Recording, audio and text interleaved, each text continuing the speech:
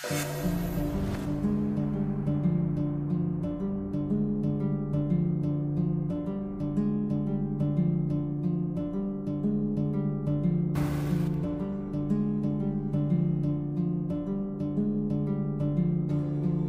Ahmad Arif o mas kilalang Arif ay nagmula sa Sukama Village sa Indonesia.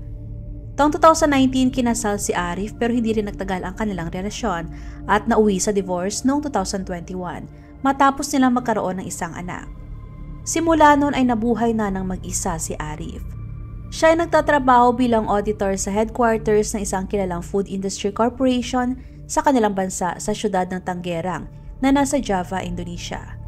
Ipinagkatiwala kay Arif ang responsibilidad ng pag-supervise at pag-audit ng financial procedures sa karamihan ng mga branch sa kabuuan ng Indonesia. Taong 2022 siya ay itinalaga na mag-audit sa Palembang branch.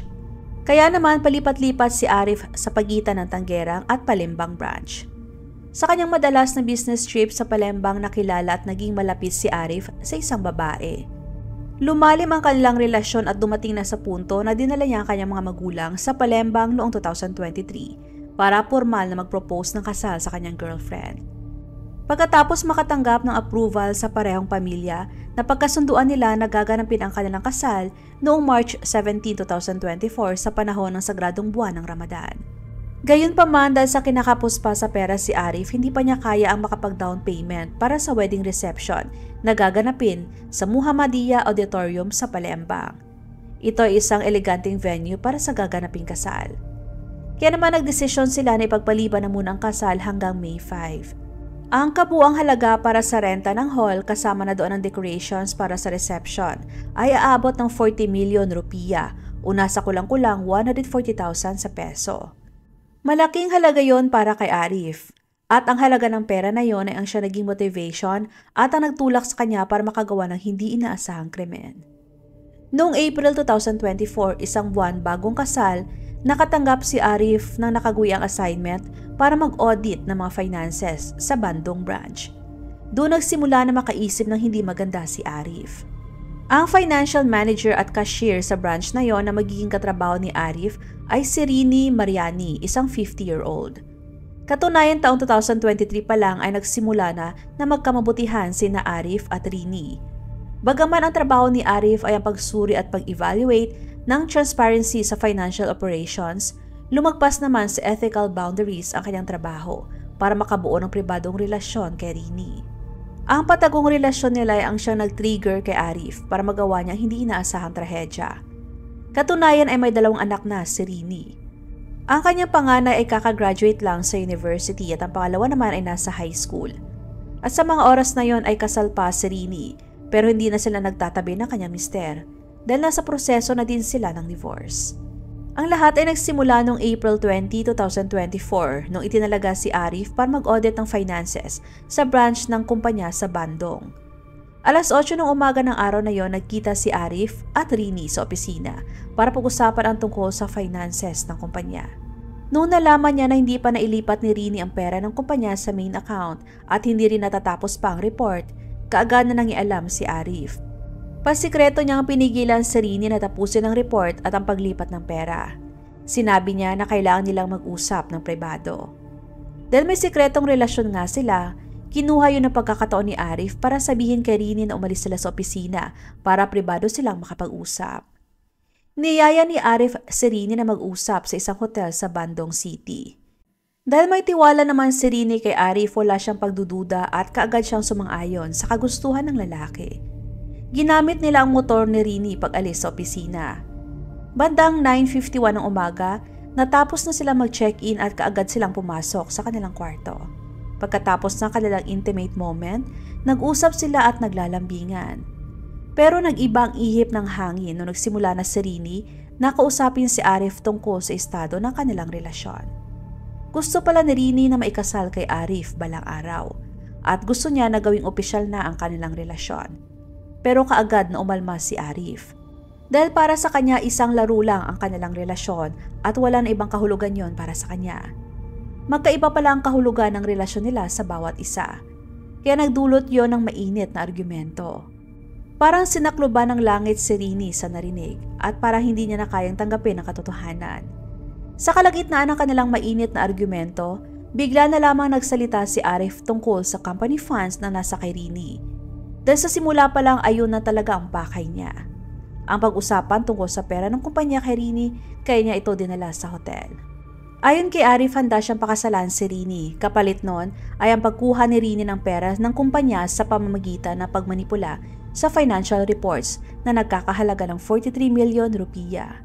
Sinabi din niya kay Rini na kung sakaling mahuli o mabuking man siya sa gagawin, kinakailangan na aminin din niya. Saad ni Arif, kailangan talaga niya ng pera. Pero hindi niya sinabi kung saan niya gagamitin. Ang hindi niya alam na gagamitin pala ni Arif ang pera sa nalalapit na kasal. Sobrang nagulat si Rini sa gustong ipagawa sa kanya ni Arif. Hindi niya lubos maisip na ang pinagkakatiwalaan ng kumpanya sa kanilang pera ay ang siya pa palang makaisip na manloko. Pero nagmatigas si Rini at nagalit. Ininsulto din niya si Arif sa pagsabi na nakakahiya ka. Sobrang nagalit si Arif sa sinabi sa kanya ni Rini. Kaya bigla niyang hinawakan ng ulo ng babae at malakas na inuntok sa pader ng makailang beses hanggang sa bumagsak na ito sa sahig. Hindi pa makontento, sinakal pa niya si Rini at tinakpan ng bibig para hindi ito makasigaw ng tulog. Pero sa kabila ng kanyang pagpupumiglas, hindi kinaya ni Rini ang lakas ni Arif at paunti-unti na rin siyang nanghina. Hanggang sa tuluyan na itong hindi gumalaw at nawala na din siya ng hininga. Pagkatapos ng ginawa, kaagad na binuksan ni Arif ang bag ni Rini at kinuha ang pera ng kumpanya. Kasunod no, nag-isip na siya kung papaano niya itatago ang katawan ni Rini. Bandang 2:00 ng hapon umalis si Arif at tumungo sa tindahan ng mga maleta. Bumili siya ng 24 inches na maleta at saka bumalik sa hotel. Pero nakita niya na hindi kakasya ang katawan ni Rini sa maleta, kaya naman bandang 3:30 ng hapon lumabas ulit siya para bumili ng mas malaking maleta. Pinilit ni Arif na mapasok sa maleta ang katawan ni Rini. Pagkatapos ay lumabas muli at tumungo sa parking lot ng hotel at kinuha ang motor ni Rini sa dinala sa ibang lugar. Pagbalik niya sa hotel ay tumawag siya sa rent-a-car para magrenta ng sasakyan. Bandang 6:40 ng gabi, lumabas ng hotel si Arif, dala ang malaking maleta at kinarga sa nirentahang sasakyan. Kasunod noon ay nagmaneho siya papunta sa bahay ng nakababatang kapatid niya na si Aditya para irenta siya ng panibagong sasakyan. Wala ang pagdududa na sinunod ni Aditya si Arif. Pagdating ng sasakyan ay humingi siya ng tulong sa kapatid na buhatin ang maleta dahil mas lalo itong bumigat. Habang nagmamaneho ay ilang beses na tinanong si Arif ng kapatid kung anong laman ng maleta, pero hindi siya sumasagot. Sa kalagitnaan ng kanilang biyahe ay naikwento na ni Arif ang nangyari at isiniwalat ng laman ng maleta ay katawan ng isang babae. Maliban sa pag-amin, humingi din ng tulong si Arif sa kapatid na maghanap ng liblib na lugar kung saan pwedeng itapon ang maleta. Natulala at natahimik si Aditya sa gustong ipagawa sa kanya ng kapatid. Dahil magkasama na sila, wala na nagawa pa si Aditya kundi ang maging kasabwat ng kapatid at pagtakpan ng krimen. Hanggang sa nakarating sila sa kalimalang inspection road ng Sukadana Village. Yun ang napiling lugar ni Arif dahil walang tao at sobrang madilim ang lugar. Perpektong lugar para maitapon ang maleta nang walang makakakita sa kanila. Iniwan nila ang maleta sa madamong parte ng lugar at umaasa si Arif na matatagalan bago madiskubre ang maleta dahil mataas sa mga damo. Pagkatapos ay mabilis sila nagmaneho paalis. Sa kasunod na araw ay pumunta sa opisina si Arif na parang walang nangyari. Pagpasok niya ng opisina, casual niyang hinanap si Rini at parang nagtataka pa siya na hindi ito nakapasok sa trabaho. Nagsimula nang hanapin ng kanyang mga anak si Rini at ng kanyang mga magulang dahil hindi ito nakauwi at wala sa ugali ni Rini na hindi nagsasabi kung saan siya pupunta. Hindi rin niya sinasagot ang kanyang telepono. Kaya naman kinontak na ng panganay na anak ni Rini ang kanyang tito na si Anjar Gomilar. Si Anjar ay pinsan ni Rini at medyo malapit sila sa isa't isa. Umaasa ang anak ni Rini na baka may alam ang kanyang tito kung saan pumunta ang kanilang ina.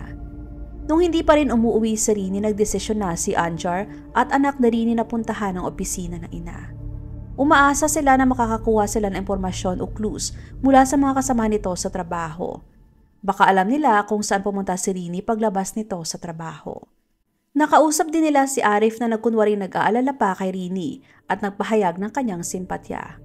Inimungkahi pa niya sa magtito na huwag i-report ang pagkawala ni Rini sa mga pulis dahil baka bigla naman itong bumalik. Sinabi pa niya na maaring may kinalaman sa pagkawala ni Rini ang mister nito dahil sa proseso ng kanilang divorce dahil ayon sa kanya merong tensyon sa pagitan ng mag-asawa. At maaring ang nasirang relasyon at ang proseso ng divorce ay ang siyang motibo sa likod ng misteryosong pagkawala ni Rini. Epektibo ang ginawang taktika ni Arif dahil natuon ang hinala ng pamilya ni Rini sa kanyang mister. Ang gusto ni Arif na malihis ang investigasyon. Pagkatapos ng trabaho ay umuwi si Arif at isinamang kapatid na pumunta sa Bandung. Makalipas ang isang araw bandang alas 8 ng umaga, habang nakasakay sa likod ng garbage truck, napadaan sila sa madamong lugar at napansin ng sanitation workers ng syudad ang isang malaking bagay na nasa damuhan. Noong una ang akala nila ay ordinaryong basura o baka naman sirang maleta na itinapon lang. Kaya pinahinto nila saglit ang garbage truck para kunin ang maleta. Noong nilapitan nila ay napansin kaagad nila na may kakaiba. Lalo na nung akma na nila itong buhatin at nagulat sila dahil sobrang bigat nito at may lumalabas na mabahong amoy. Doon na sila nagdesisyon na huwag buksan ang maleta dahil alam nila may mali talaga. Sa halip ay kaagad nilang tinawagan ang kanilang supervisor sa City Sanitation Office. Pagkarating ng grupo ay maingat nilang binuksan ang maleta at doon na lumabas ang mas mabahong amoy. At tumamba din ang nakabaluktot na katawan ni Rini. Isang nakakakilabot na diskubre na pati ang mga pulis ay natulala. Kaagad na kinordon ang lugar at inumpisahan ang proseso ng pangangalap ng mga ebidensya. Dinala din ang katawan sa hospital para sa autopsy at nagsimula ang investigasyon. Nangolekta sila ng mga fingerprint at DNA samples. Sa pamamagitan ng fingerprint kaya nakilala ang pagkakakilanlan ng biktima. Kaagad na kumuha ng atensyon ng publiko ang kaso. Halos lahat ng media outlets ay inireport na ang nakakapangilabot na krimen. Maging sa mga social media ay yun na din ang trending topic at usap-usapan na siya sa buong Indonesia. Sa gitna ng mga nangyayari walang tigil naman sa pag-monitor si Arif at hindi na matanggal ang takot sa kanyang dibdib. Kaya bago pa siya tuluyang ma-identify na suspect, nagdesisyon si Arif na tumakas. Kagad siyang bumiyahe papuntang Palembang kung saan ay nag-aantay ang kanyang magiging asawa at pamilya na abalang naghahanda para sa gaganaping kasal sa kasunod na buwan. Samantalang nagpatuloy naman sa pag-imbestiga ang mga pulis at mabilis silang kumilos. Pinagtuunan din ng mga pulis sa pag-imbestiga ang mister ni Rini. Noong dinala sa police station ang mister ni Rini para sa interogasyon, ang lahat ng pressure at paghihinala ay dala-dala niya. Gayunpaman sa pamamagitan ng detalyadong testimony at cross-checking, kaagad na napagtanto ng mga pulis na walang ebidensya laban sa mister ni Rini. Dahil may solido itong alibay kaya naman pinalaya siya ng mga pulis. Doon na nagdesisyon ang mga pulis na puntahan ang kumpanya kung saan nagtatrabaho si Rini para mag-imbestiga. Sinuri nila ang lahat ng surveillance camera sa palibot ng office at mula doon, unti-unti na nagkakaroon ng linaw ang mga bagay. Dahil nakita sa footage na may kasama si Rini na lalaki at kung saan ito tumungo. Alam ng mga pulis na umalis si Rini ng opisina at tumiretso sa hotel sa Bandung kasama ang isang lalaki. At nakunan din sa CCTV ng hotel ang pagpasok na Rini kasama ang lalaki. Yun na rin ang huling pagkakataon na nakita sa video si Rini. Hindi na siya nakitang lumabas ng kwarto. At tangi ang lalaki lamang ang nakitang labas-pasok sa kwarto ng ilang beses. 6:40 ng gabi nakitang lumabas ng kwarto ulit ang lalaki, dala ang malaking maleta. Pero hindi pa rin nakitang lumabas si Rini. Noong sinuri muli ng maayos ang footage at pagkatapos ng masusing pag-imbestiga, nalaman nila na ang lalaki ay kasama sa trabaho ni Rini. At base na rin sa kumpirmasyon ng mga kasamahan nila sa trabaho na identify na si Arif, ang lalaking kasama ni Rini sa hotel. Nalaman din nila na hindi pumasok sa trabaho si Arif dahil bumalik ito sa Palembang para maghanda sa nalalapit na kasal. Doon na nagsimula ang mga pulis na hanapin si Arif. April 30, binayaran na ni Arif ang renta ng kabuang wedding hall. Pero May 1, nagulat na lamang ang pamilya at ang magiging asawa ni Arif sa pagdating ng mga pulis at bigla na lamang hinuli ang lalaki. Nahuli siya sa bahay ng mga magulang ng kanyang magiging asawa. Natulala ang lahat dahil hindi nila alam kung bakit siya hinuli. Wala na ring oras pa si Arif na magpaliwanag sa kanila. Hinuli siya sa kalagitnaan ng paghahanda sa nalalapit na lalakasal. Samantala, hindi naman nagpumiglas o nanlaban si Arif nung inaresto. Kaagad siyang dinala sa Police Metropolitan Bicasi para sa karagdagang interogasyon. Dahil ang CCTV footage ay nagbigay na ng sapat na katibayan upang patunayan ang lahat. Wala nang nagawa pa si Arif kundi aminin ang lahat. Kasama na doon ang pag-amin na tinulungan siya ng kanyang kapatid para itapon ang maleta sa Kalimalang Inspection Road gamit ang narentahang sasakyan. Dahil doon inaresto din si Aditya at kalaunan ay dalawa sila naging suspect sa kasong ito. Dahil doon humarap si Arif sa 15 years na pagkakakulong bilang sentensya. Hindi masaya ang pamilya ni Rini sa naging hatol kay Arif dahil napakaikli ng 15 years na pagkakakulong para sa pagkuha niya sa isang buhay.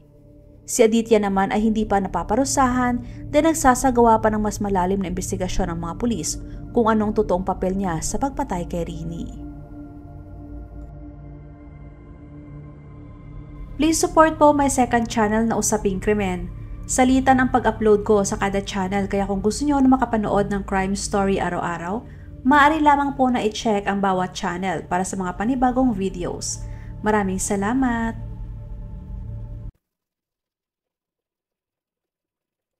Huwag magatubiling ibahagi inyong mga saloobin at komento. And please huwag kalimutang mag-like and subscribe sa aking channel kung hindi mo pa nagagawa. Magkita-kita tayo ulit sa aking susunod na video. Maraming salamat!